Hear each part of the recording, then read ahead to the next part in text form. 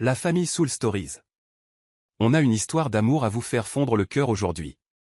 On s'y jette et vous, de quelle ville regardez-vous? La pluie dans les banlieues de Détroit cette nuit-là tombait lourdement, comme un rideau de fer. L'eau s'abattait sur le pare-brise de la vieille Honda de Kiana Lopez, faisant gémir les essuie-glaces. L'horloge du tableau de bord affichait minuit 47. Le parking de la station-service était désert. Le dernier employé venait de verrouiller la porte et de s'éloigner en trombe, ne laissant que la lumière verte vacillante du néon contre la tempête. Kiana tourna la clé pour la énième fois. Le moteur rugit, crachota, puis s'éteignit. « Non, ne fais pas ça », murmura-t-elle, pressant son front contre le volant, sanglotant. La pression à l'intérieur d'elle était aussi écrasante que l'averse à l'extérieur. Perdre son emploi, le loyer en retard de 3 semaines, et les factures médicales empilées. Sa sœur de 16 ans, Zoé, brûlait de fièvre à la maison, toute seule. Elle se mordit la lèvre, se demandant comment elle allait s'en sortir demain. Et maintenant, la voiture qui tombe en panne au milieu d'une tempête, son désespoir atteignit sa limite. Elle ouvrit ses contacts. Derek, l'ex-petit ami qui avait déménagé à Chicago pour poursuivre sa carrière. Il lui avait dit un jour, « Si jamais tu as vraiment besoin de moi, appelle-moi. » Ce soir, elle avait besoin de lui. Son doigt tremblant composa le numéro. Le téléphone sonna. « Police, signalez votre situation. » Une voix masculine profonde, ferme, mais étrangement enjouée se fit entendre. Kiana se figea, jetant un coup d'œil à son écran. Oh non, elle s'était trompée de numéro, le dernier chiffre du numéro de Derek était un 4, mais elle avait appuyé sur 7.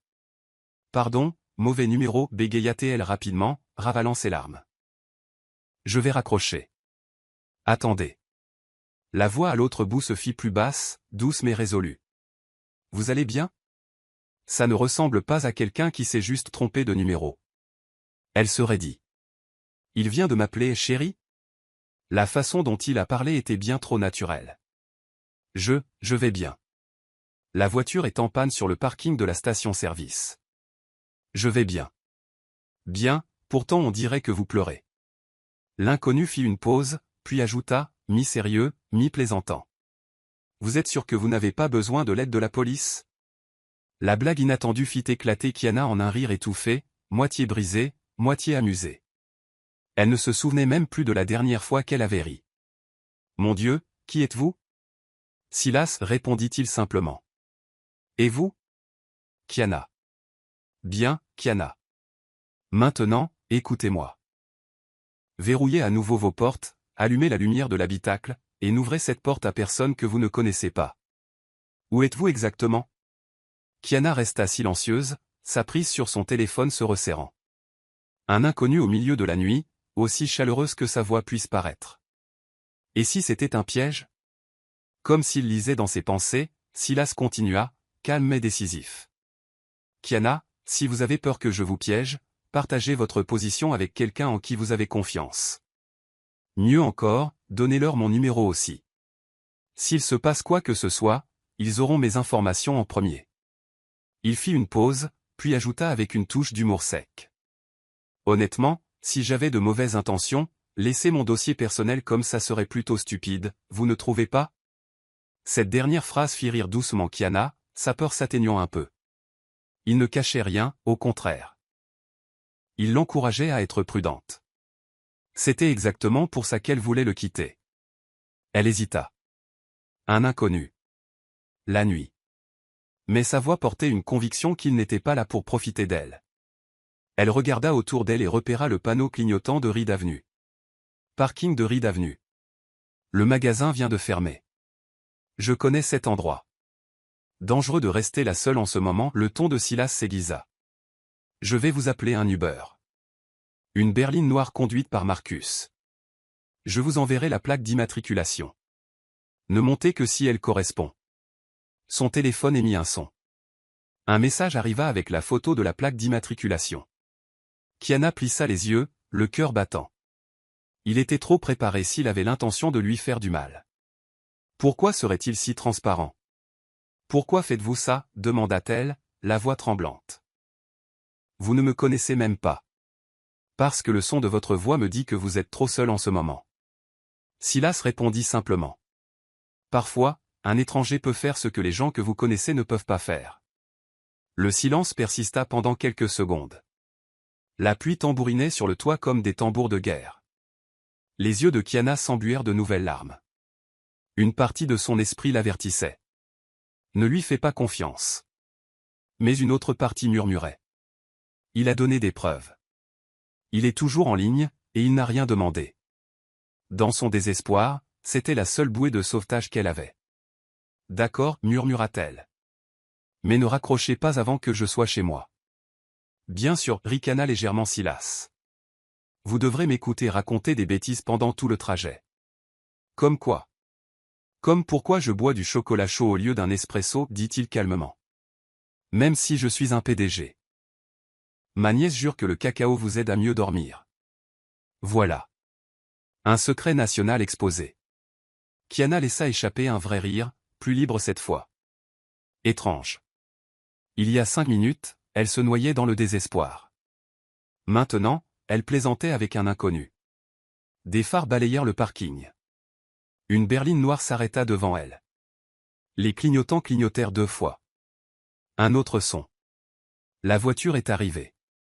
Plaque d'immatriculation des 3L 492. Conducteur Marcus. Un homme d'âge moyen sortit, tenant un parapluie. Il leva son téléphone pour lui montrer son écran. Mademoiselle Kiana, je suis Marcus. Du chocolat chaud, n'est-ce pas? Kiana expira de soulagement, souriant faiblement. Le mot de passe était correct. Gardant le téléphone à son oreille, elle murmura, je le vois. La plaque correspond, le mot de passe correspond. Je monte. Je suis là, rappela Silas. Dis-moi quand tu seras à l'intérieur de ta maison. Kiana ouvrit la portière, se précipita sous la pluie, serrant son sac à dos. Marcus ouvrit la portière arrière, l'aida à monter, puis retourna au siège du conducteur. La portière se ferma. La serrure cliqua. La voiture avança. Je suis en sécurité maintenant, dit-elle doucement dans le téléphone. Bien. Silas expira, sa voix comme si un poids s'était soulevé de sa poitrine. Je reste en ligne jusqu'à ce que tu verrouilles ta porte d'entrée. Dehors, Détroit se brouillait sous des nappes de pluie. Mais à l'intérieur du cœur de Kiana, une petite lumière chaude vacilla. Un mauvais numéro, une voix inconnue, mais c'était devenu sa bouée de sauvetage dans la nuit la plus sombre. Elle sourit, se penchant en arrière contre le siège, murmurant « Merci, officier 1080 ». À l'autre bout, Silas rit. Et quelque part ailleurs dans la ville, un homme qu'elle n'avait jamais rencontré se tenait près de la fenêtre de son bureau en hauteur, souriant pour la première fois depuis de longs, sombres mois. La nuit de Détroit était toujours grise et orageuse, mais quelque part en elle, 2 inconnus venaient d'être liés par un fil très réel. Le lendemain matin, une pâle lumière du soleil se glissa à travers les stores usés, se répandant sur le sol humide du salon. Kiana se réveilla sur le canapé, son cou endolori d'avoir dormi recroquevillé. Sur la table à proximité, Zoé dormait encore profondément, sa respiration rauquemait sa fièvre plus basse que la nuit précédente. Au moment où Kiana posa un bol de soupe réchauffée, son téléphone vibra. Un numéro inconnu clignota sur l'écran. Lui. L'homme du mauvais numéro. Kiana hésita. Une partie d'elle voulait l'ignorer. C'était juste un inconnu. Mais son doigt bougea tout seul et appuya sur le bouton « Accepter ». Bonjour. Bonjour, Kiana. Sa voix chaude et stable passa à travers, comme une note glissant au-delà de son épuisement. Je voulais juste m'assurer que vous étiez bien rentré la nuit dernière. Kiana se figea un instant. L'inquiétude d'un inconnu fit battre son cœur, mais elle garda sa garde levée. Je suis rentré. Tout va bien. Vous n'aviez pas besoin d'appeler. Je sais que je n'avais pas besoin, mais je le voulais. La réponse de Silas était calme, comme si c'était la chose la plus naturelle au monde. De plus, vous me devez toujours une tasse de chocolat chaud. Kiana eut un petit rire, le premier en plusieurs jours après n'avoir rien fait d'autre que soupirer. Dans les jours qui suivirent, le mauvais numéro ne prit pas fin. Le lundi soir, le téléphone vibra à nouveau.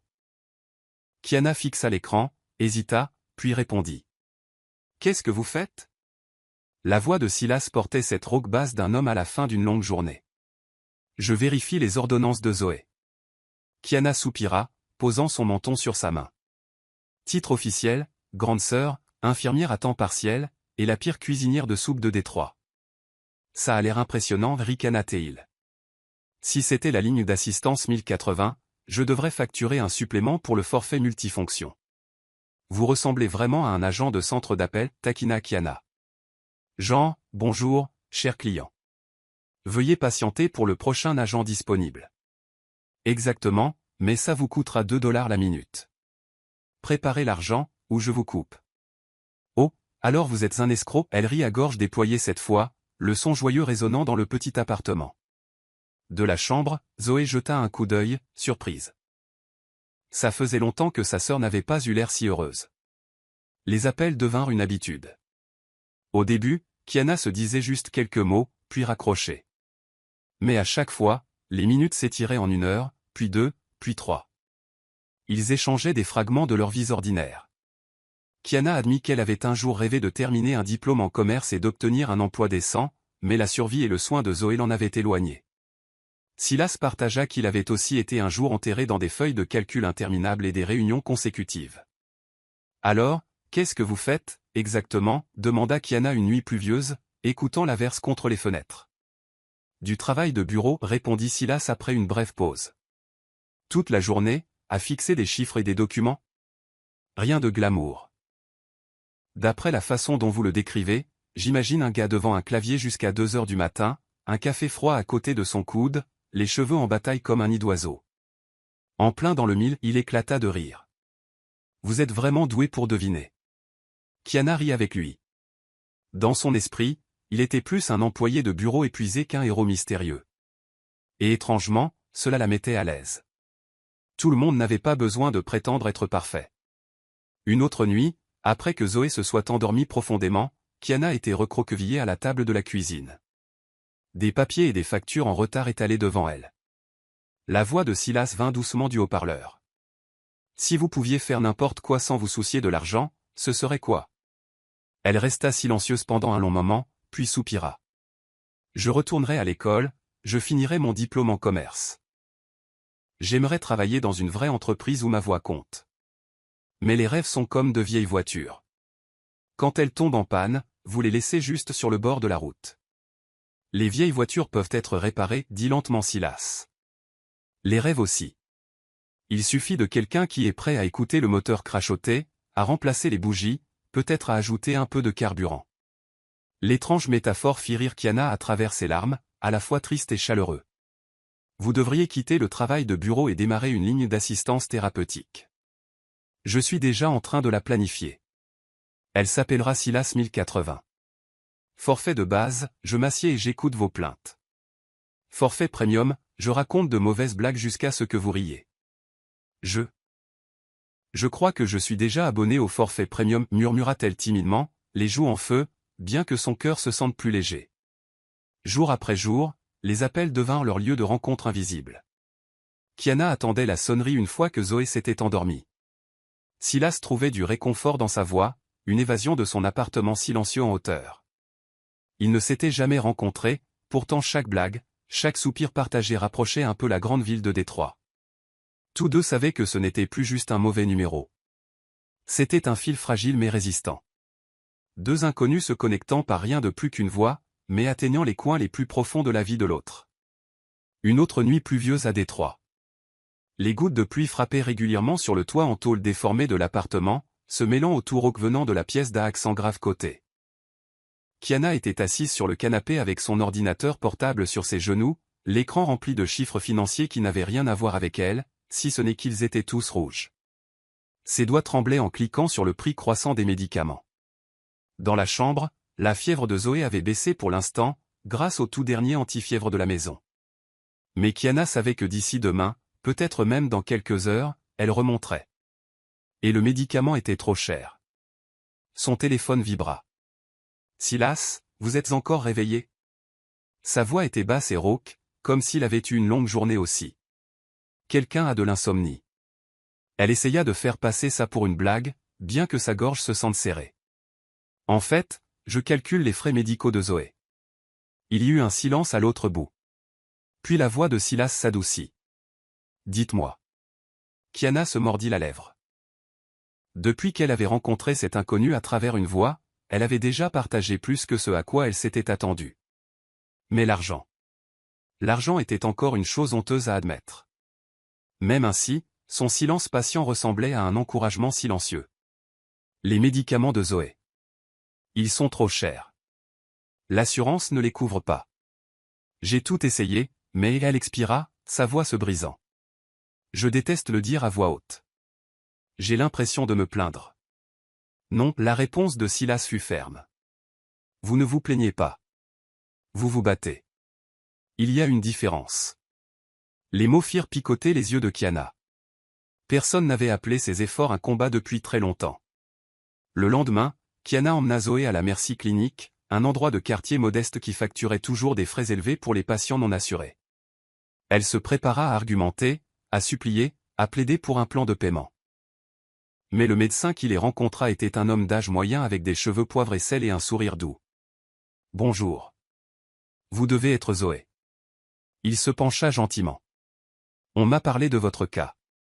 Ne vous inquiétez pas. Nous allons nous occuper de tout. » Parlez ?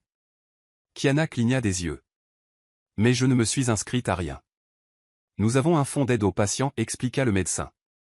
L'examen d'aujourd'hui et les médicaments sont tous couverts.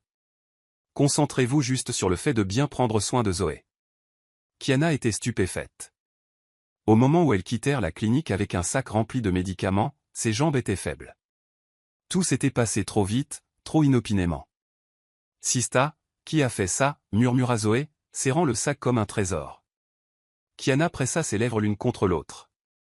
À l'intérieur d'elle montait une chaleur mêlée de suspicion. Était-ce un cadeau du ciel ou la voix à l'autre bout du fil? Cette nuit-là, Zoé étant endormie, Kiana s'assit près de la fenêtre, écoutant la pluie et composa le numéro familier. « Bonjour ?» La voix de Silas répondit à la toute première sonnerie. « Je ne sais pas qui remercier, mais aujourd'hui Zoé a eu un bilan de santé complet et a eu tous ses médicaments. Ils ont dit que c'était couvert par un fonds de soutien aux patients. » Sa voix tremblait. « C'était vous ?» Silas resta silencieux pendant un long moment. Kiana pouvait entendre le son serré de sa respiration à travers le haut-parleur. « Kiana, si vous voulez croire que c'était le ciel, je ne discuterai pas. » Son ton était doux. « Tant que Zoé va mieux, c'est assez pour moi. » Des larmes glissèrent sur les joues de Kiana. Elle voulait le questionner, mais elle voulait aussi croire au miracle. Finalement, elle expira et laissa échapper un rire tremblant. « Alors j'imagine que le ciel a décroché le téléphone. Si c'est le cas, je devrais commencer à facturer le forfait et ligne d'assistance des anges. » Silas la taquina gentiment et son léger rire apaisa son cœur. 2 jours plus tard, un livreur frappa à leur porte. Quand Kiana ouvrit, elle trouva une petite boîte emballée dans du papier craft. Pas de nom d'expéditeur, juste une note pour la fille du mauvais numéro. À l'intérieur se trouvait un thermos argenté, brillant et neuf. Sur le côté était imprimé « La fille du mauvais numéro, à manipuler avec soin ». Kiana éclata de rire, le son remplissant tout l'appartement. Zoé accourut de sa chambre, les yeux écarquillés de plaisir. « Qui te l'a donné ?»« Aucune idée, répondit Kiana, les joues rouges, mais je dirais quelqu'un avec beaucoup trop de temps libre. » Elle ouvrit le couvercle, le doux parfum du cacao fraîchement préparé s'élevait encore, chaud, de l'intérieur. Un petit bout de papier était scotché sous le couvercle, bois-le pendant qu'il est chaud, et Kiana rit jusqu'à ce que des larmes coulent de ses yeux. Pour la première fois depuis des mois, son cœur se sentait plus léger que l'air. Cette nuit-là, elle appela Silas, sa voix encore brillante de rire. « Et, ligne d'assistance 1080, vous venez de lancer un nouveau service? La livraison de thermos à domicile? » C'est ça, forfait premium, un thermos personnalisé rempli de cacao, $5 la minute d'appel. Mon Dieu, les tarifs augmentent vite.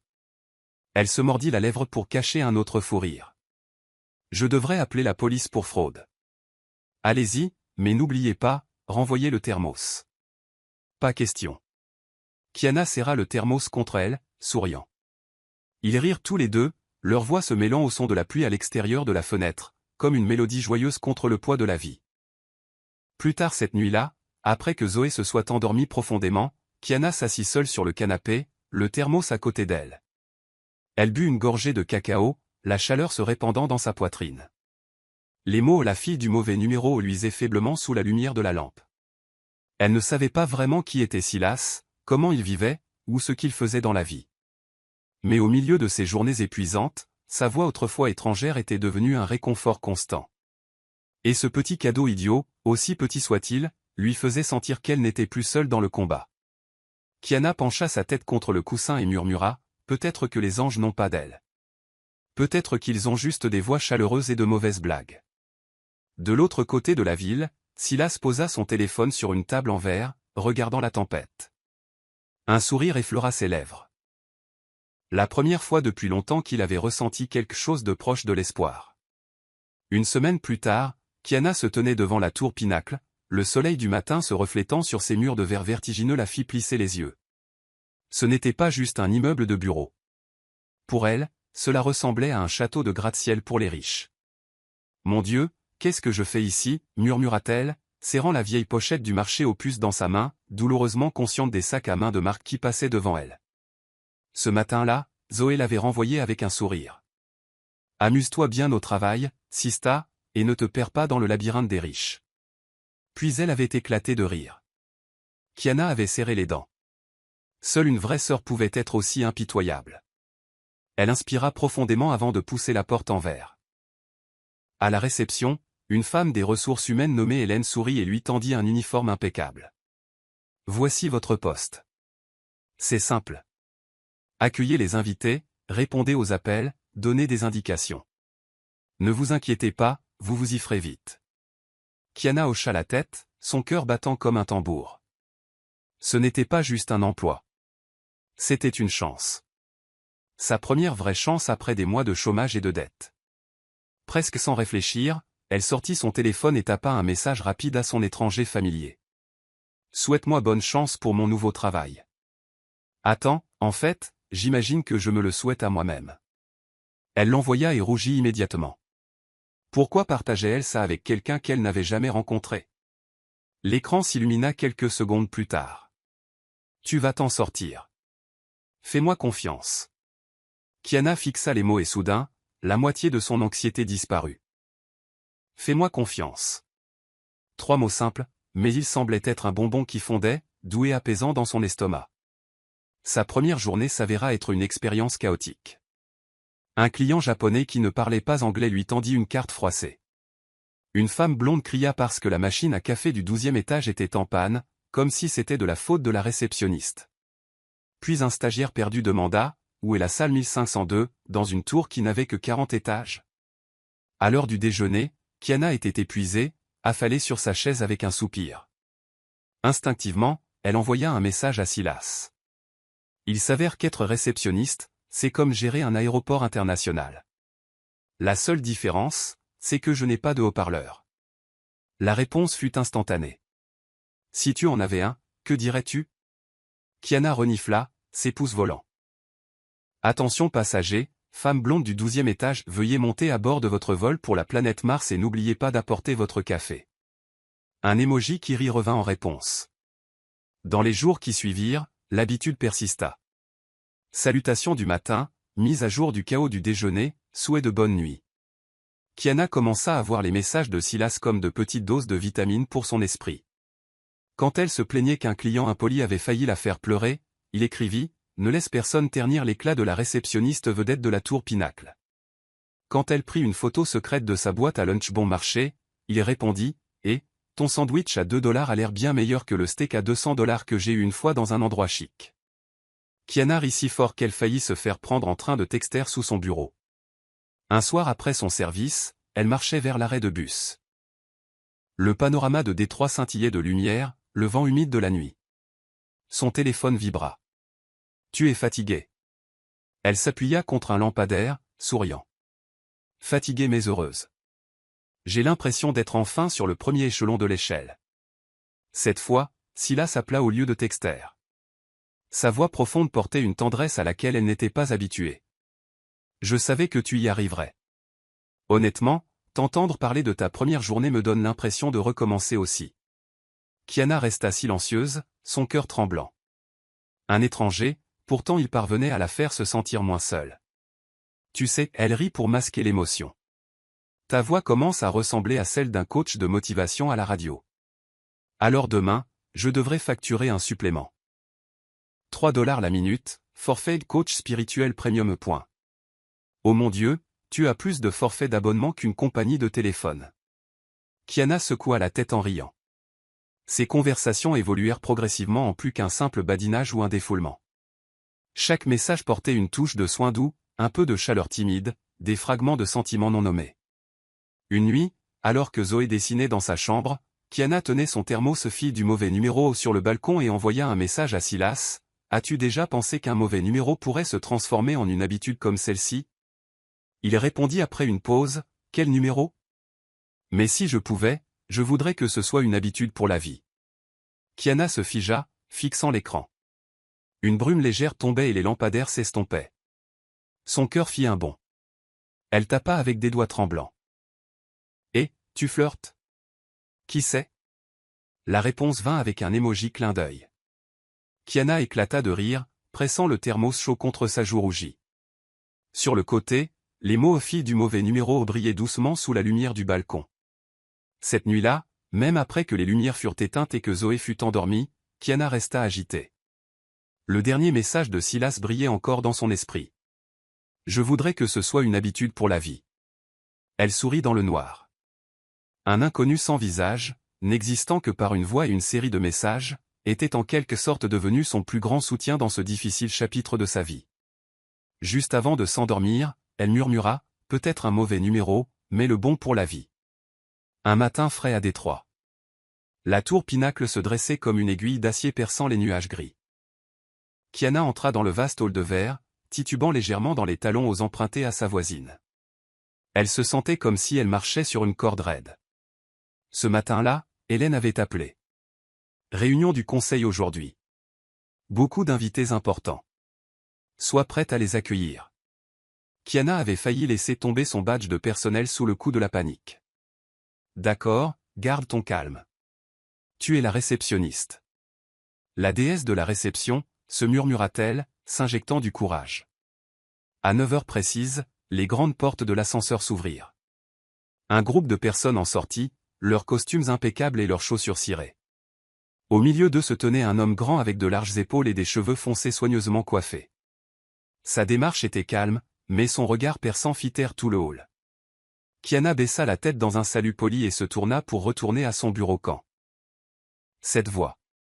Le dossier de Chen sera reporté à la semaine prochaine, et je veux le rapport du matin d'ici 17h. Le cœur de Kiana tressaillit violemment. Cette voix. Trop familière, trop proche. Elle leva les yeux. L'homme s'arrêta, se tourna, et leurs regards se croisèrent. Une seconde. 2. 3. Le monde s'arrêta. Sa bouche s'ouvrit. C'était lui. Silas. L'homme qui lui avait parlé nuit après nuit.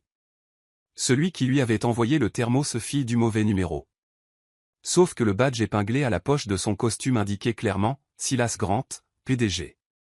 Kiana recula, sa poitrine douloureuse. Alors tout n'avait été qu'un mensonge? Elle pensait qu'elle se confiait à un simple employé de bureau, mais en vérité, c'était le PDG de la tour elle-même, un homme qui pouvait acheter le monde sans scier. Kiana. La voix de Silas se brisa, son expression stupéfaite. Toi. C'est vous? Vous êtes Silas Grant?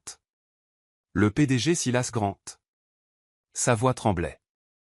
Son assistant haussa un sourcil, regardant l'un et l'autre. L'air dans le hall se tendit comme une corde d'arc. Kiana secoua la tête, un mélange de colère et d'humiliation. Alors, tout ce temps, vous vous êtes caché de moi. Vous m'avez écouté parler de dettes, de médicaments, de mes larmes, pendant que vous étiez assis là-haut, au dernier étage de cette tour, avec un empire entre les mains. Ce n'était pas comme ça. Silas fit un pas en avant, mais elle recula. Alors quoi? Un passe-temps? Papoter avec une fille désespérée qui s'est trompée de numéro pour tuer votre ennui. Kiana força un rire amer, bien que ses lèvres tremblaient. Les yeux de Silas piquaient. Il ouvrit la bouche, mais dans sa colère, Kiana laissa échapper, j'imagine que j'ai été assez stupide pour faire confiance à monsieur mauvais numéro. Tout le hall devint silencieux. Puis des dizaines de regards se tournèrent vers elle. L'assistant de Silas se figea, puis se pencha sur son iPad, les épaules secouées alors qu'il essayait de ne pas rire, s'étouffant presque. Le visage de Silas pâlit, bien que le coin de sa bouche tressaillait comme s'il ne pouvait pas décider s'il devait rire ou courir après elle. « Kiana, s'il te plaît, laisse-moi t'expliquer. » Sa voix était désespérée, mais le visage de Kiana était brûlant de honte. Mon Dieu, tout l'immeuble allait probablement l'appeler mademoiselle réceptionniste mauvais numéro à partir de maintenant. Sans réfléchir, elle se précipita derrière le bureau et tâtonna pour trouver son sac. J'ai besoin d'air. Silas commença à s'avancer, mais elle s'échappa, se précipitant à travers les portes tournantes en verre comme un écureuil fuyant un piège. Les talons aux empruntés claquèrent contre le sol, la faisant presque trébucher, mais elle n'osa pas regarder en arrière. Derrière elle, Silas resta figé, son cœur en plein chaos. Lui, qui pouvait commander des centaines d'employés et signer des contrats de milliards de dollars sans hésitation, était maintenant enraciné sur place comme un idiot laissé derrière. Son assistant parla prudemment, « Monsieur mauvais numéro. » Silas pressa une main sur son front et laissa échapper un rire douloureux. « Tais-toi, ou je vais officiellement changer ton titre en Monsieur Curieux. » Kiana sortit dans la rue. Le vent froid fouetta son visage, des larmes coulant jusqu'à ce qu'elle ne puisse plus faire la différence entre la pluie et son humiliation. Elle se sentait complètement idiote d'avoir ouvert son cœur à un homme qui avait caché son identité depuis le début. Un inconnu à travers une voie? Non, c'était un magnate financier et elle n'était rien de plus qu'un amusement passager. Elle serra le thermos fille du mauvais numéro dans son sac, qui devint soudain lourd comme une pierre. À l'intérieur de la tour, Silas se tenait à la fenêtre, les yeux fixés sur sa petite silhouette, disparaissant dans la foule de la ville. Et pour la première fois, il ressentit quelque chose qu'il n'avait jamais ressenti dans une salle de conférence, qu'un contrat pouvait attendre, mais une femme non. Il se murmura, plus un vœu que des mots, « Kiana, je vais te faire comprendre. Je n'ai jamais, pas une seule seconde, joué avec toi. » Kiana n'avait jamais éteint son téléphone autant de fois en une journée. Du matin au soir, l'écran s'allumait encore et encore avec le nom de Silas, mais elle refusait obstinément de répondre.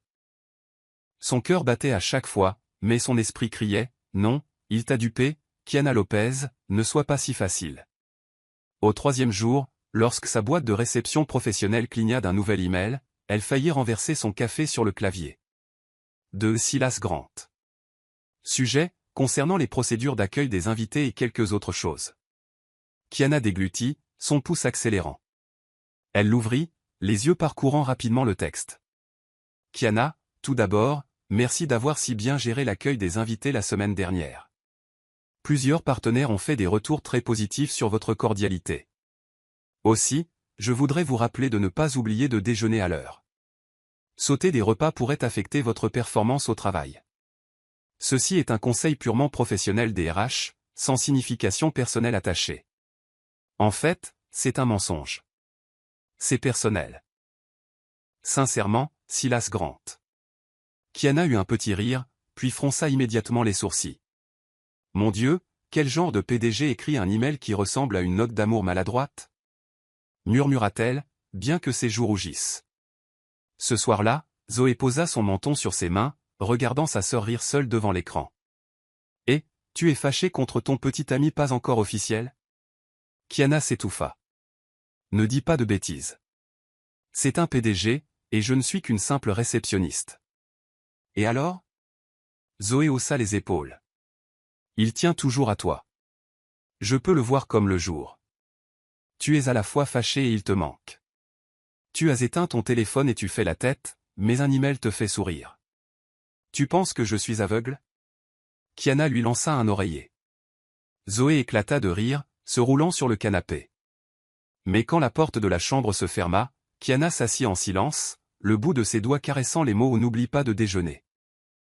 Son cœur s'adoucit. Aussi en colère qu'elle puisse être, il lui manquait tout de même. Pendant ce temps, à travers Détroit, une élégante berline noire roulait sur les rues pavées. Marcus tenait le volant avec assurance.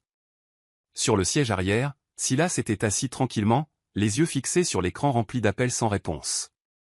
Marcus s'éclaircit la gorge. Toujours pas de réponse, monsieur Grant? Silas se pencha en arrière, expirant. Tu sais ce qui est le pire, Marcus? Je peux négocier avec les requins les plus coriaces de Wall Street, mais je ne peux pas convaincre une femme que je pense ce que je dis. Marcus sourit faiblement, gardant les yeux sur la route. En fait, c'est la beauté de la chose. Vous êtes habitué à ce que les gens soient d'abord attirés par votre argent et votre pouvoir. Mais cette fille, tout ce qu'elle a vu, c'était une voix. Silas se tut, puis hocha lentement la tête. Exactement. Avec elle, je n'étais pas un PDG. J'étais juste monsieur mauvais numéro. Et je ne me suis jamais senti aussi moi-même. Marcus ricana doucement. Si vous voulez, je pourrais par hasard la prendre en charge une autre nuit de pluie. Silas laissa échapper un rire impuissant. Non. Laisse-la choisir. Je veux que Kiana croie que peu importe qui je suis, ce que je ressens pour elle est réel. Dans le rétroviseur, Marcus aperçut un spectacle rare, son patron souriant faiblement, mais avec de l'inquiétude dans les yeux de l'homme le plus puissant de la ville. Cette nuit-là, Kiana se retourna dans son lit. Son téléphone était juste à côté de son oreiller, son écran noir et silencieux. Elle était en colère mais agitée. Les mots de Zoé de Pluto continuaient de tourner dans son esprit. « Ton petit ami pas encore officiel » murmura-t-elle dans le noir. « M. Mauvais numéro, vous m'avez complètement bouleversé. » À travers la ville, Silas était assis seul dans son pantouse froid, la lumière jaune de la lampe étirant son ombre sur le mur. Il ouvrit son ordinateur portable, le curseur clignotant sur un email vierge. Lentement, il tapa « Kiana, je ne m'attends pas à ce que tu me pardonnes tout de suite. J'espère seulement que tu croiras que tout ce que j'ai dit, chaque appel, chaque rire, était réel. Si tu peux, donne-moi une chance de m'expliquer. Pas en tant que PDG, mais en tant qu'homme qui est tombé amoureux de ta voix. » Il resta assis longtemps, fixant les mots. Finalement, il ne l'envoya pas. À la place, il tapa un court message. « Bonne nuit, la fille du mauvais numéro. » De l'autre côté, Kiana vit le message. Son cœur s'emballa. Elle fit la moue, à moitié agacée, mais incapable de s'empêcher de sourire. L'après-midi à Détroit brillait de soleil, mais l'estomac de Kiana se tordait. Dans ses mains se trouvait une épaisse carte d'invitation, estampillée de lettres dorées. Gala de bienfaisance, Fondation Pinacle. Expéditeur, Silas Grant. Elle avait hésité pendant 3 jours. Si elle y allait, elle risquait de devenir la risée. Si elle n'y allait pas, eh bien, elle ressentait une douleur de déception. Au final, Zoé avait rendu son verdict. Sista, il a envoyé l'invitation personnellement. Ne pas y aller serait un gâchis total de la robe que j'ai dénichée la semaine dernière dans le tas de dons. Kiana posa son menton sur sa main, fixant la robe bleu marine accrochée à proximité. Elle était simple, un peu trop longue à l'ourlet, mais impeccable. Elle soupira. D'accord, mais souviens-toi, si je suis tellement embarrassé que je veux me cacher sous le sol, ce sera entièrement de ta faute. Ce soir-là, le hall du Grand Horizon Hotel ressemblait tout droit à un film d'Hollywood. Des lustres en cristal éblouissant, un groupe de jazz en direct, des robes scintillantes comme des étoiles, et les rires cristallins de l'élite de la ville. Kiana entra, le cœur battant. Tout le monde autour d'elle brillait comme des diamants, tandis qu'elle se sentait comme un grain de sable. Elle se glissa vers un coin, serrant sa pochette usée, lorsqu'une voix retentit, « Tu es venu. » Silas se tenait là dans un smoking noir parfaitement ajusté, son nœud papillon impeccable, ses yeux s'illuminant en se posant sur elle. Pendant un instant, le bruit autour d'eux sembla s'estomper. « Tu voulais vraiment que je sois là » murmura Kiana, essayant de masquer sa nervosité. Qui d'autre aurais-je pu amener à ce gala? La remarque taquine la fit rire, apaisant légèrement la tension. Et comme le destin l'a voulu, alors qu'elle tendait la main pour prendre un verre de vin sur un plateau qui passait, sa main trembla.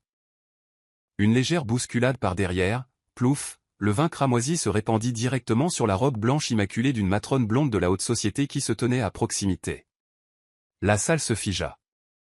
La femme quelqu'un venait de murmurer son nom, Madame Cartwright la regarda comme si elle avait commis une trahison.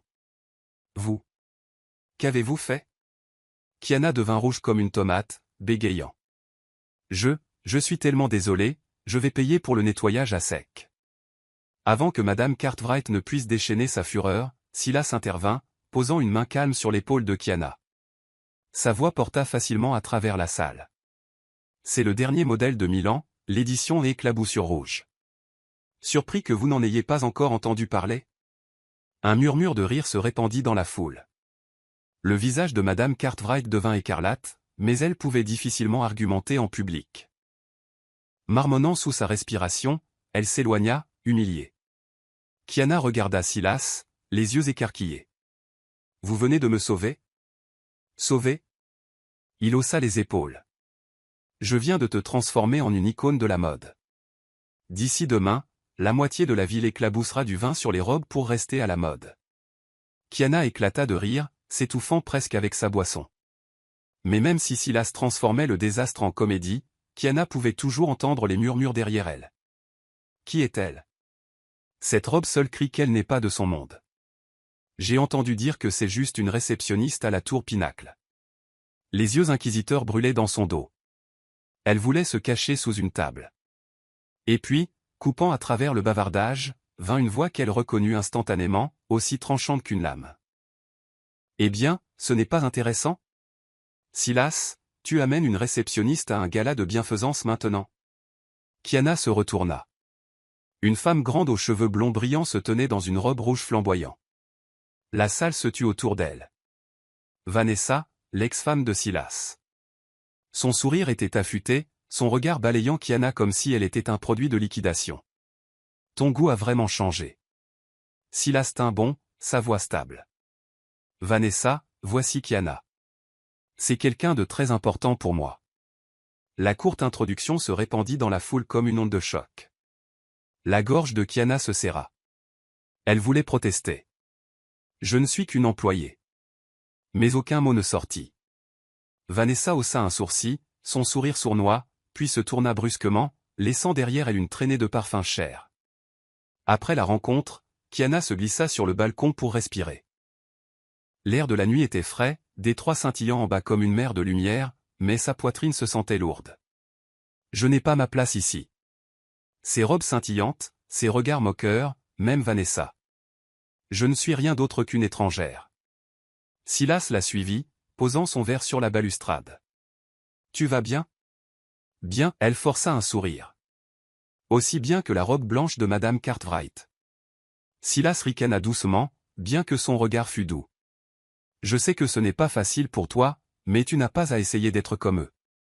Sois juste toi-même. Mais je ne rentre pas dans ce monde. Je ne suis que la fille du mauvais numéro, Silas. Il resta silencieux un instant, puis se pencha plus près, sa voix ferme. Et tu es la seule personne dans cette salle que je voulais à mes côtés. Son cœur fit un bond, les mots résonnant profondément en elle. Pourtant, même si son pouls s'emballait, les rires étouffés et la musique bourdonnante de l'intérieur faisaient pression sur elle. La dissonance la laissa déchirer en deux. Quand le gala se termina, Silas lui offrit de la raccompagner dans sa voiture de ville, mais Kiana insista pour prendre un taxi. Sur le chemin du retour, elle resta silencieuse, sa robe marine froissée dans le noir, son esprit rejouant ses mots. Tu es la seule. Et pourtant, le rire moqueur de Vanessa et ses regards coupants s'accrochaient à elle comme des ombres. Penchant sa tête contre la vitre froide du taxi, elle murmura, « Je m'engage dans un jeu trop grand, et je ne suis pas sûre d'être prête. » Pendant ce temps, depuis le haut balcon de l'hôtel, Silas regarda la lueur de son taxi disparaître au loin. Sa prise se resserra autour du pied de son verre, ses yeux brûlants de résolution. « Si tu crois que tu n'as pas ta place dans ce monde, alors je ferai en sorte que ce monde t'appartienne. » Toujours en train de suivre l'histoire? Si cette histoire vous a trouvé en dehors de Soul Stories, nous vous invitons à rentrer chez vous, là où chaque histoire touchante commence par la vérité, l'espoir et le cœur. Détroit s'illumina pour la nuit, les rues bourdonnant sous la lueur des lumières ambrées. Kiana marchait rapidement le long du trottoir, son cœur encore agité après le gala de bienfaisance. Sur son téléphone, un message non lu de Silas restait, « Je sais que je te dois une explication. Donne-moi une chance de dire la vérité. » Demain soir, 19h, Bella's Italian sur Pine Street. Si tu ne viens pas, je resterai assis là jusqu'à ce qu'il ferme. Elle avait l'intention de l'ignorer, mais toute la journée au travail, chaque fois que ses yeux se posaient sur le thermos fil du mauvais numéro sur son bureau, son cœur s'adoucissait. C'est pourquoi, maintenant, elle se retrouvait debout devant le petit restaurant italien de Bella, niché entre deux immeubles usés. Son enseigne au néon vacillait, tandis que l'arôme de pizza et de sauce tomate flottait dans l'air du soir. Kiana poussa la porte, pas de lustre, pas de robe scintillante, juste des tables en bois, des nappes à carreaux rouges et blancs, et l'odeur du pain à l'ail chaud. Dans un coin, Silas l'attendait déjà. Le smoking impeccable avait disparu, il portait une chemise bleu foncé retroussée, sa cravate glissée dans sa poche. Un Silas très différent, plus simple, voire humain. Il se leva d'un bond quand il la vit, son sourire teinté d'un soupçon de gêne. « Tu es venu. Je suis seulement là pour entendre ton explication. » Kiana croisa les bras, gardant sa garde levée. « Et je vais tout te dire, dit Silas, faisant signe au serveur. Mais d'abord, commandons une pizza. Si nous devons partager des secrets, nous pourrions aussi bien avoir du fromage et du vin comme témoins. » La phrase était suffisamment ludique pour faire bouger le coin de ses lèvres vers le haut, bien qu'elle se forçât rapidement à redevenir sérieuse. Avec un vin rouge scintillant à la lueur des bougies, Silas prit une profonde inspiration et commença, « Tu sais, les gens me regardent et voient un PDG, quelqu'un qui a plus qu'il n'en aura jamais besoin. Cependant, la vérité est que j'ai commencé avec rien. Mon père est parti quand j'avais 8 ans. Ma mère travaillait comme femme de ménage, nettoyant des maisons pour que je puisse aller à l'école. » Kiana resta silencieuse, les yeux écarquillés. J'ai eu des emplois de plongeur, de voiturier, et de livreur de journaux. Parfois, je n'avais que de quoi m'acheter un morceau de pain sec. Ma mère me disait toujours, accroche-toi juste à ta gentillesse. Tout le reste trouvera son chemin. Il fit une pause, son regard baissé. Elle est décédée il y a 3 ans. Un cancer.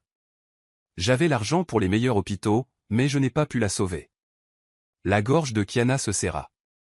Elle se voyait reflétée dans son histoire, une grande sœur se battant pour maintenir sa sœur en vie avec des médicaments. Doucement, elle dit, « Je comprends. Mes parents sont morts dans un accident il y a 3 ans. Depuis, j'ai dû travailler, étudier et élever Zoé toute seule. Peut-être que nous savons tous les deux ce que c'est de perdre la seule encre que nous avions. » Leurs yeux se rencontrèrent, le chagrin et la reconnaissance se mêlant dans l'espace tranquille entre eux. Silas sirota son vin, puis continua. Quand l'entreprise a décollé, j'ai cru que j'avais tout. J'ai épousé Vanessa, mais ce fut la plus grande erreur de ma vie. Elle aimait l'image du PDG à succès, les galas, les couvertures de magazines. Mais elle n'a jamais cherché à savoir qui j'étais vraiment. Sa main se serra sur le verre. Quand ma mère était malade, je passais la plupart de mon temps à l'hôpital. Vanessa s'est sentie abandonnée. Elle a demandé le divorce. La presse m'a dépeint comme un homme incapable d'amour. Mais la vérité est que je n'avais jamais aimé la bonne personne. Kiana baissa le regard. Ces mots ne sonnaient pas comme des excuses d'un homme riche. Ils étaient bruts, même maladroits. Le PDG froid des magazines semblait maintenant plus un homme confessant des échecs à une simple fille de l'autre côté de la table. Elle laissa échapper un petit rire, à moitié amer, à moitié chaleureux. C'est drôle, je pensais que vous n'étiez qu'un homme riche jouant avec mon malheur pour le plaisir. Il s'avère que vous aussi, vous avez lutté, perdu et été seul. Silas hocha la tête, ses yeux sincères. Oui, et à partir de la nuit où tu as composé le mauvais numéro, tu as brisé ce vide. Tu n'as pas vu le PDG Grant. Tu as juste entendu une voix, et je ne pouvais pas supporter de perdre ça. L'air entre eux s'adoucit. Le serveur arriva avec une pizza fumante, le fromage bouillonnant et doré. Kiana prit sa fourchette, mais Silas sourit. Une fourchette et un couteau pour une pizza? Allez, c'est un restaurant italien de famille, la fille du mauvais numéro. Elle rit, déchirant une tranche avec ses mains. Pour la première fois depuis des semaines, elle se sentait à l'aise, comme si elle partageait un dîner avec un ami, pas un puissant dirigeant. La pizza disparut lentement alors qu'ils échangeaient des histoires. Des livres préférés, des souvenirs d'enfance embarrassants. Kiana avoua qu'elle avait une fois vendu des biscuits pour une collecte de fonds à l'école, mais qu'elle en avait mangé la moitié elle-même. Silas se plia de rire, admettant qu'à 16 ans, il avait falsifié la signature de sa mère juste pour obtenir un petit boulot. Enfin, il ne restait qu'une seule tranche, petite et dégoulinante de fromage. Les deux tendirent la main en même temps. « C'est la mienne » s'écria Kiana. « Non, la mienne. » Le privilège du PDG, la dernière tranche. PDG avide, elle rit, la tirant vers elle. Il tint bon, tirant en arrière, leurs yeux se rencontrèrent, des sourires effleurant leurs lèvres. Et puis, ni l'un ni l'autre ne surent quand cela se produisit, mais la pizza fut oubliée. L'espace entre eux se referma. Leurs lèvres s'effleurèrent légèrement, puis s'approfondir en un baiser. Le léger goût de tomate et de fromage, maladroit mais chaleureux. Kiana recula, les joues en feu. On vient de s'embrasser sur une tranche de pizza. Silas ricana doucement, les yeux brillants. Alors remercie la pizza, elle est plus intelligente que moi. Ils éclatèrent tous les deux de rire, leur rire se mêlant à la musique italienne grinçante qui jouait sur la vieille radio dans le coin. Quand ils quittèrent Belaès, les lampadaires de Détroit projetaient des halos dorés sur les trottoirs mouillés par la pluie. Silas la raccompagna jusqu'à un taxi, tenant la porte ouverte, son regard s'attardant. « Je ne promets pas d'être parfait, mais je promets que tout ce que tu as vu ce soir. Mon enfance, mes erreurs, mon chagrin. C'est le vrai moi. » Kiana resta silencieuse, mais alors que le taxi s'éloignait, elle jeta un coup d'œil en arrière, murmurant « Merci d'être honnête. » Silas resta à regarder jusqu'à ce que la voiture disparaisse, l'espoir gonflant dans sa poitrine. Cette nuit-là, Kiana se coucha, serrant le thermos fil du mauvais numéro, son cœur battant la chamade. Elle savait que les choses ne seraient pas simples, que Vanessa et le monde de la haute société attendaient toujours de la juger, mais ce baiser maladroit sur une tranche de pizza avait laissé sa marque. Pour la première fois depuis des années, elle s'autorisa à espérer quelque chose de différent. Et Silas, seul dans son vaste penthouse, sourit doucement pour lui-même. Pour lui, ce baiser n'était pas seulement une émotion passagère, c'était un vœu silencieux. À partir d'un mauvais numéro, il pouvait écrire une histoire entière, la bonne. Le lundi matin, au moment où Kiana entra dans la tour Pinacle, elle sentit que quelque chose n'allait pas. Ses collègues étaient regroupés sur leur téléphone, chuchotant, la regardant avec un mélange de curiosité et de pitié. Hélène, la responsable des RH, se précipita vers elle, le visage crispé. « Kiana, ne fais pas attention. » Les tabloïds recommencent avec leurs titres à sensation. Le cœur de Kiana s'emballa. Elle attrapa un journal sur le bureau de la réception. De grosses lettres criaient sur la couverture, la nouvelle petite amie du PDG Silas Grant n'est qu'une réceptionniste qui a composé le mauvais numéro. Croqueuse de diamants ou romance de contes de fées? En dessous, il y avait une photo granuleuse. Elle et Silas sortant du restaurant italien de Bella la semaine dernière, souriant comme des idiots. L'article ajouta de l'huile sur le feu. Des sources affirment que cette pauvre fille exploite la pitié du PDG pour se hisser dans une nouvelle vie. La chaleur monta au visage de Kiana. Ses mains tremblèrent alors qu'elle froissait le papier. Chaque mot tailladait sa fierté comme un couteau. Cet après-midi-là, elle était recroquevillée dans son petit appartement, serrant un oreiller, regardant la fenêtre maculée de pluie. L'article s'était déjà répandu en ligne. D'anciennes connaissances lui envoyèrent des messages, à moitié curieuses, à moitié jugeantes. Ils ont raison. Je n'ai pas ma place dans ce monde. Je ne suis qu'un divertissement. Elle se leva soudainement, attrapa une petite valise et commença à y fourrer des vêtements. La pensée jaillit. Démissionne.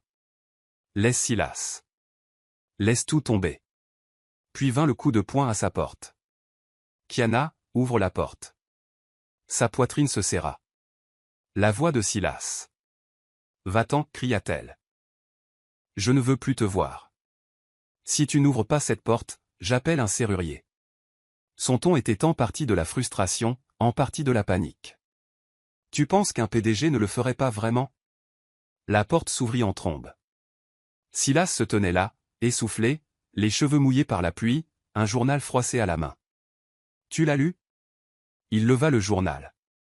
Oui, et ils ont raison, rétorqua Kiana, les yeux pleins de larmes. Je ne suis que la fille du mauvais numéro, et vous êtes le riche PDG. Tout le monde pense que je me sers de vous. Silas s'approcha, saisissant ses épaules. Écoute. Si tu cherches de l'or, alors cette mine d'or se donne à toi, volontairement. C'est compris. Kiana se figea, puis éclata de rire à travers ses larmes. Tu as une idée de la stupidité de ce que tu dis? Stupide, peut-être, mais honnête. Ses yeux se fixèrent sur les siens. Tu ne prends rien de moi. C'est moi qui ai besoin de toi. Elle se détourna, la voix brisée, mais je suis épuisé. Épuisé par les regards, les ragots, même par Vanessa. À ce nom, la mâchoire de Silas se serra. Vanessa ne signifie rien. Elle n'est amère que parce que pour la première fois, je suis amoureux de quelqu'un de réel. Kiana resta silencieuse, son cœur toujours déchiré. C'est alors que la porte de la chambre s'entr'ouvrit. Zoé passa sa tête, les cheveux en bataille, des taches d'encre sur sa joue. « Vous deux, vous allez arrêter de jouer une telenovela dans le salon toute la nuit? Je n'arrive pas à étudier. » Kiana rougit. Silas s'éclaircit la gorge, reculant d'un pas. Zoé croisa les bras, regardant sa sœur. « As-tu oublié qui était là la nuit où ta voiture est tombée en panne à la station-service? Qui t'a appelé un Uber? Qui s'est inquiété pour mes médicaments? Est-ce que les tabloïds t'ont apporté de la soupe quand tu étais malade? » Kiana baissa la tête. Les murs autour de son cœur entêté commencèrent à s'effriter. Zoé se tourna vers Silas. « Et toi, si tu tiens vraiment à ma sœur, sois patient. Ne la laisse pas s'enfuir à cause de quelques articles à sensation. » Silas sourit doucement, inclinant la tête dans un geste de gratitude. La pièce tomba dans le silence. Finalement, Kiana laissa la valise tomber de sa main. Sa voix trembla. Je ne sais pas si je peux gérer cette pression. » Silas s'approcha, prenant doucement sa main. « Alors laisse-moi la gérer avec toi. Seul, c'est épuisant. Mais deux personnes ensemble, c'est différent. Fais-moi confiance. » Ses yeux brillaient de détermination, rien à voir avec le PDG froid des couvertures de magazines. C'était l'homme qui était resté en ligne pendant des heures juste pour l'entendre soupirer. Kiana laissa échapper un rire tremblant, des larmes glissant sur ses joues. « Monsieur mauvais numéro, vous me faites trop souffrir. » Silas se pencha, pressant un baiser sur son front. « Alors laisse-moi te faire souffrir un peu plus, mais seulement la souffrance qui vient avec l'amour. » Marché conclu. Elle rit à travers ses larmes, se sentant plus légère que depuis des jours. De la chambre, Zoé cria, « Dis juste oui pour que je puisse dormir. » Les deux éclatèrent de rire, la tension se transformant en chaleur. Cette nuit-là, en raccompagnant Silas à la porte, Kiana murmura, « Je suis toujours en colère, mais je vais essayer de te faire confiance une fois de plus. » Silas serra sa main, les yeux brillants. « Une fois de plus, c'est tout ce dont j'ai besoin. Je le rendrai éternel. » Dehors, la pluie avait cessé, laissant les rues scintillantes de lumières éparses comme de minuscules fragments d'espoir ravivés dans leurs deux cœurs. La pluie tombait sur Détroit comme si elle essayait de laver les ennuis de la ville.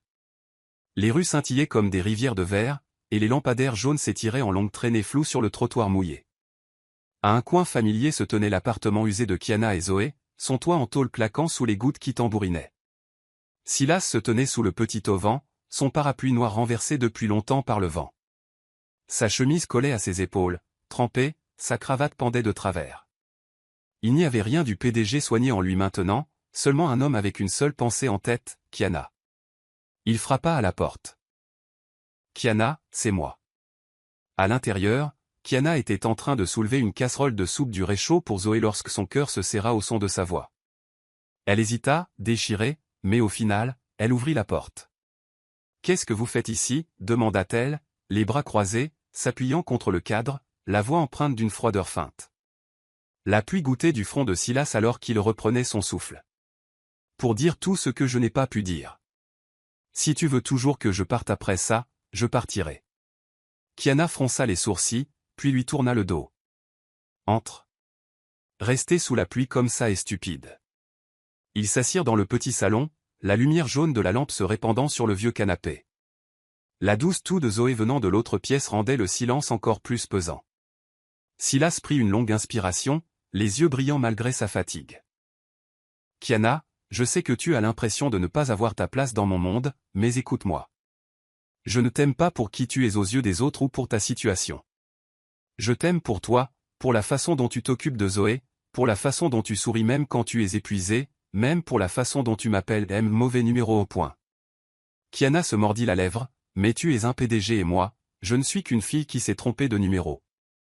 Les tabloïds avaient raison, nous sommes trop différents. » Silas secoua la tête, sa voix rauque.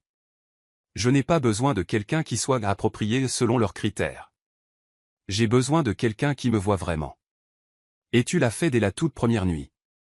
Tu ne t'es pas soucié de savoir si j'étais riche ou pauvre. Tu as juste écouté, partagé et ri. Je ne peux pas perdre ça à cause de gros titres. » Elle resta immobile, son cœur s'adoucissant. La vérité dans ses yeux ne laissait aucune place au doute. Ce n'était pas que des mots. Des larmes glissèrent sur les joues de Kiana. Sais-tu à quel point j'ai eu peur? Peur d'être une blague, peur que tu te lasses de moi et que je me retrouve avec rien d'autre que l'humiliation. Silas tendit doucement la main vers ses mains tremblantes. Je ne peux pas promettre de faire taire le monde, mais je promets de te protéger chaque jour, chaque heure, non pas par culpabilité, mais par amour. Parce que je t'aime, Kiana Lopez. Son cœur se fendit. Elle leva les yeux, humides. Tu viens de dire que tu m'aimes? Oui. Silas sourit, la voix tremblant comme s'il craignait un rejet. Pas le PDG Silas Grant, juste un homme si seul qu'il s'est accroché à un mauvais numéro. Et cet homme t'a aimé dès le tout premier instant où il t'a entendu rire à travers tes larmes. De la chambre, Zoé toussa délibérément, puis cria. Vous allez continuer à jouer une telenovela dans le salon toute la nuit? Allez dehors. Certains d'entre nous essaient de dormir. Kiana rit à travers ses larmes. Le regard de Silas la tenait, intense, inébranlable, ensemble comme s'ils étaient tirés par un fil invisible. Ils se levèrent et sortirent sous l'auvent. La pluie tombait encore fort. Kiana inclina son visage vers le ciel, laissant les gouttes fraîches la laver. Silas la serra contre lui, ses bras se resserrant autour d'elle.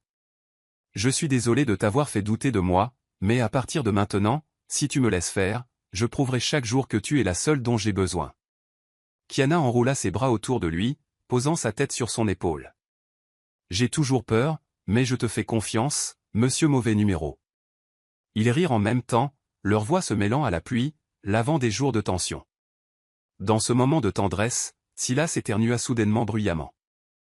Puis de nouveau. Atchoum. Atchoum. Kiana sursauta d'alarme. Oh mon Dieu, tu viens de faire la confession la plus romantique, et maintenant tu ressembles à un chat éternuant et trempé. Silas s'essuya le visage, riant entre deux éternuements. Si je tombe malade, ce sera de ta faute. Ta faute pour m'avoir fait tomber amoureuse d'un PDG grippé. Kiana se plia en deux de rire, les larmes se mélangeant à la pluie. Elle repoussa doucement ses cheveux mouillés. D'accord, j'accepte la responsabilité, mais si tu as le nez qui coule demain, ne t'attends pas à ce que je t'achète des mouchoirs. Silas sourit, les yeux brillants suffisamment pour percer la tempête. Il se pencha, rien ne le retenant cette fois. Leurs lèvres se rencontrèrent sous la pluie de Détroit. Doux, maladroit, parfait. Quand ils revinrent à l'intérieur, trempés de la tête aux pieds, Zoé se redressa avec un soupir dramatique. Eh bien, c'est réglé. Vous êtes officiellement ensemble. Je suis le témoin. Kiana rougit furieusement. Silas ricana, serrant sa main fermement. Dehors, la pluie tombait encore, mais à l'intérieur de ce petit appartement, quelque chose de nouveau avait commencé. Un amour né d'un mauvais numéro, de larmes, de rires et même de quelques éternuements inarrêtables. Un an passa en un clin d'œil. Le ciel de Détroit oscillait toujours entre la pluie et le soleil, mais pour Kiana, chaque jour apportait maintenant une paix qu'elle pensait ne jamais avoir. De la réceptionniste nerveuse qu'elle était autrefois, Kiana était devenue une assistante de gestion de projet à la Tour Pinacle. Elle connaissait presque chaque client par son nom, maîtrisait les procédures et pouvait même tenir tête dans les réunions. Hélène, autrefois sa responsable, maintenant une amie proche et une mentor, la taquinait souvent, je savais que ton sourire t'amènerait loin. Il a même battu les subventions du PDG, tu sais. Kiana ne faisait que rire, mais à l'intérieur, elle était remplie de fierté. Son succès ne lui avait pas été donné parce qu'elle était la petite amie du PDG. Il venait de sa propre persévérance et de ses efforts, jour après jour. Pendant ce temps, Zoé était plus en forme que jamais. Les toux incessantes avaient disparu, remplacées par des yeux brillants et le sourire radieux qu'elle affichait en agitant une lettre d'acceptation. Une bourse d'études d'art d'été dans une école prestigieuse. Elle se précipita dans la maison, montrant fièrement chaque croquis, chaque photographie. Regarde, Sista, si ma première exposition est un succès, toi et Silas vous devez venir avec un bouquet géant, promis. Kiana serra sa petite sœur dans ses bras, submergée par l'émotion. Cela faisait si longtemps qu'elle ne pouvait pas rire aussi librement. La maison que Kiana et Silas partageaient maintenant n'était ni un pantoux scintillant ni le vieil appartement exigu, mais une maison de banlieue chaleureuse. Dans le jardin, Zoé s'occupait de pots de tomates. Dans le salon, des bougies parfumées à la vanille vacillaient doucement. Les soirées étaient souvent animées par des disputes ludiques. C'est définitivement à ton tour de faire la vaisselle. Kiana posa ses mains sur ses hanches, brandissant un tablier comme un drapeau. Pas question, je me souviens clairement que tu as perdu le pari hier, rétorqua Silas, son ton de PDG ressemblant plus à celui d'un écolier boudeur. Les PDG doivent aussi jouer franc jeu, ou veux-tu que je te signale à Marcus et qu'il fasse l'arbitre? C'est alors que Marcus entra, portant un sac de pain. Le vieux chauffeur secoua la tête, ricanant. Vous deux, vous vous disputez comme des écoliers. Passez-moi ça, je ferai la vaisselle. Non, crièrent Kiana et Silas à l'unisson. Au final, Silas fut celui qui se retrouva à porter des gants en caoutchouc à l'évier, frottant pendant que Kiana se tenait debout, les bras croisés, souriant en triomphe. Tu vois, même le puissant PDG perd à la fin. Marcus sirota son thé, se penchant vers Zoé pour murmurer. Je n'aurais jamais pensé que je finirais par être l'oncle Dan. Mais honnêtement, écouter ces deux-là se disputer pour de la vaisselle sale vaut n'importe quelle journée de conduite. Zoé et Kiana éclatèrent de rire. Silas fit semblant de bouder, bien qu'un sourire se dessinait au coin de ses lèvres. La vie ensemble n'était pas seulement faite de querelles de cuisine. Certains matins, Silas se précipitait pour préparer des documents, et Kiana lui tendait un café chaud dans son thermos cabossé. Celui toujours gravé et fille du mauvais numéro, sa peinture écaillée. Il le tenait comme un trésor, souriant. Ce mauvais numéro m'a donné une famille. Les nuits tranquilles, ils s'asseyaient ensemble sur le porche, écoutant la pluie pendant que Zoé partageait ses rêves de devenir artiste. Silas disait généralement peu de choses, se contentant de serrer doucement la main de Kiana comme pour lui rappeler qu'il n'allait nulle part. Un soir d'automne, alors qu'ils étaient tous les trois allongés dans le salon, des boîtes de pizza éparpillées, Zoé demanda soudainement, « Alors, quand est-ce que vous vous mariez ?» Kiana faillit s'étouffer avec sa tranche. « Zoé, quelle est cette question ?» Silas haussa un sourcil, un sourire malicieux jouant sur ses lèvres. « Bonne question. » Exactement, intervint Marcus, feignant le sérieux. « En tant que votre oncle, j'ai besoin de savoir pour pouvoir préparer mon costume. » Le visage de Kiana devint écarlate alors qu'elle le cachait dans un coussin de canapé.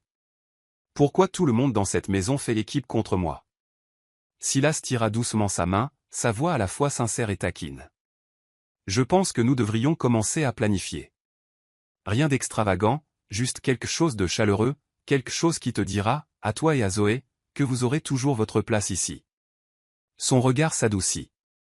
Elle ne répondit pas avec des mots, seulement par un petit hochement de tête, mais le sourire radieux qui se dessina sur le visage de Silas en disait long. Un an après ce mauvais numéro, Kiana avait une carrière stable, Zoé s'épanouissait avec sa bourse d'études d'art, et Silas, autrefois un PDG solitaire, avait trouvé un foyer paisible. Dans cette petite maison, le rire remplissait chaque repas, les disputes ludiques sur la vaisselle résonnaient dans la cuisine, et les promesses silencieuses d'un mariage imminent flottaient dans l'air. Et tout avait commencé avec un mauvais numéro par une nuit de pluie à Détroit. Cet été-là, Détroit était d'un vert éclatant. Dans le petit jardin de la maison de banlieue que Kiana, Silas et Zoé avaient construite ensemble au cours de la dernière année, des roses blanches s'épanouissaient sous une douce lumière dorée, des guirlandes lumineuses scintillaient au-dessus, et des tables et chaises en bois étaient soigneusement alignées. Ce n'était pas un grand mariage avec des centaines d'invités, mais une célébration chaleureuse et intime, exactement ce dont Kiana avait toujours rêvé, avec seulement les gens qui les aimaient vraiment. Marcus, pour une fois sans son costume de chauffeur, avait l'air plutôt élégant. Ajustant le microphone avec un sourire, il murmura, « Patron Grant, aujourd'hui tu n'as pas de réunion à 10 heures ou de rapport en 5 minutes. Aujourd'hui appartient à Kiana. » Silas ricana, hochant la tête, son regard déjà fixé au bout de l'allée parsemée de fleurs, où Kiana attendait. La musique du piano flottait dans le jardin alors que les invités se levaient. Kiana apparut dans une simple robe blanche, sans prétention mais rayonnante. À côté d'elle, Zoé rayonnait en tant que demoiselle d'honneur dans une robe bleu pastel, les yeux pétillants de joie. Silas retint sa respiration. Son cœur battait la chamade, tout comme la première fois où il avait entendu la voix de Kiana par cette nuit pluvieuse. Alors que le couple avançait dans l'allée, quelques employés de la tour Pinacle se chuchotaient, retenant à peine leur rire. C'est définitivement la meilleure affaire du patron. Ouais, il a composé le mauvais numéro et a conclu le contrat de sa vie. Le groupe éclata de rire. Silas leur lança un regard de fausse réprimande, mais même lui ne pouvait cacher son sourire. Kiana entendit, les joues brûlantes, mais elle rit aussi. Alors que la cérémonie touchait à sa fin, Zoé s'avança et prit le microphone. La foule se tut, regardant l'adolescente de 17 ans avec des yeux pleins d'attente. Bonjour tout le monde. Je suis Zoé, la sœur de la mariée. J'ai juste quelques mots à dire aujourd'hui. Elle s'éclaircit la gorge, provoquant le rire de la foule. Si ce n'était pas pour ce mauvais numéro, ma sœur serait probablement encore célibataire, mangeant des nouilles instantanées dans notre petit appartement. Oh, et me criant dessus parce que j'ai renversé de la peinture sur le sol. Le jardin fut rempli de rire. Zoé continua, sa voix s'adoucissant. Mais grâce à ce mauvais numéro, nous avons Silas. Pas seulement un beau-frère, mais l'homme qui a aidé ma sœur à croire à nouveau en l'amour. Merci de l'aimer et de m'aimer aussi. J'espère que cet appel sera toujours la plus belle erreur de vos vies. Des larmes montèrent aux yeux de Kiana alors qu'elle serrait sa sœur dans ses bras. Silas posa une main tendre sur l'épaule de Zoé.